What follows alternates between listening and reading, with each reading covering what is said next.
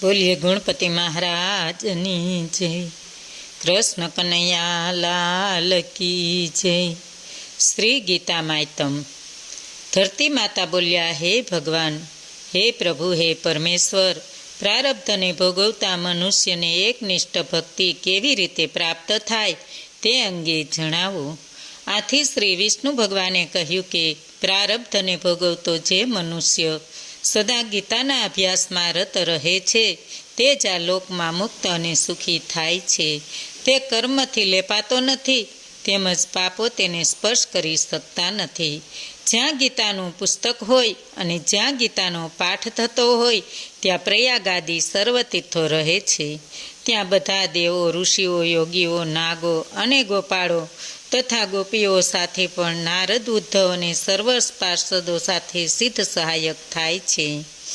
જ્યાં ગીતાનો વિચાર, ભણવું, ભણાવવું કે શ્રવણ થાય છે ત્યાં હે પૃથ્વી, હું સદા વસું છું। હું ગીતાના આશ્રયે રહું છું। ગીતા મારું ઉત્તમ ઘર છે અને ગીતાના જ્ઞાનનો આશ્રય કરીને હું ત્રણેય લોકનું પાલન કરું છું। ગીતા એ અતિ અવર્ણીય પદોવાળી, અવિનાશી, અર્ધમાત્રા તથા અક્ષરો રૂપી મારી નિત્ય બ્રહ્મરૂપિણીને પરમ શ્રેષ્ઠ વિદ્યા છે।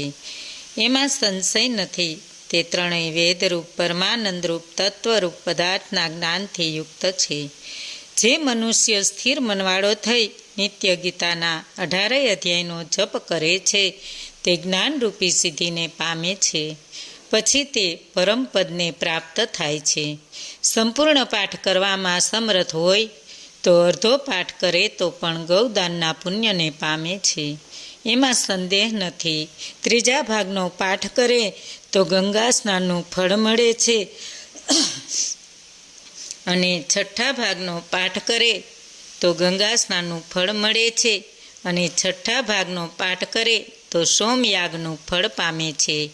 જે મનુષ્ય ભક્તિયુક્ત થઈ હંમેશા એક અધ્યાયનો પણ પાઠ કરે તો તે રુદ્રલોકને પામે છે અને ત્યાં શિવજીનો ગણ થઈ શિરકાળ સુધી વસે છે। હે પૃથ્વી, જે મનુષ્ય નિત્ય એક અધ્યાય, એક શ્લોક અથવા શ્લોકના ચરણનો પાઠ કરે છે તે મન્વંતર સુધી મનુષ્યપણાને પામે છે। જે મનુષ્ય ગીતાના 10, 7, 5, 4, 3, 2 કે 1 કે અડધા શ્લોકનો પાઠ કરે છે તે અવશ્ય 10,000 વર્ષ સુધી ચંદ્રલોકને પામે છે।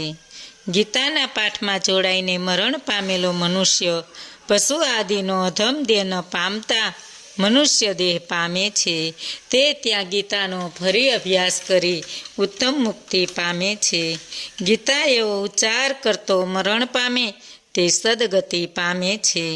ગીતાના અર્થનું શ્રવણ કરવામાં તત્પર થયેલો માણસ મહાપાપી હોય તો પણ વૈકુંઠ લોકને પામે છે અને વિષ્ણુની સાથે આનંદ કરે છે।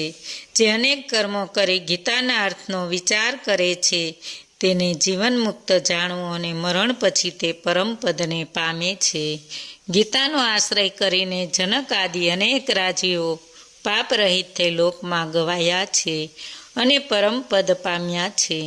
જે ગીતાનો પાઠ કરી માયતમનો પાઠ કરતો નથી તેનો પાઠ નિષ્ફળ જાય છે અને એવા પાઠને શ્રમરૂપ જ કહ્યો છે। આ માયતમ સહિત જે ગીતાનો અભ્યાસ કરે છે તે ફળ પામે છે ને દુર્લભ ગતિ મેળવે છે। સૂતજી કહે છે, હે ઋષિઓ, મેં તમને ગીતાજીનું આ સનાતન માતમ્ય જણાવ્યું। તે ગીતાજીનો પાઠ કર્યા પછી જે આ માયતમનો પાઠ કરે છે તે ઉપર કહ્યું તે ફળ પામે છે। ઇતિ શ્રી વારા પુરાણે ગીતા માયતમ સંપૂર્ણ। બોલો કૃષ્ણ કનૈયા લાલ કી જય।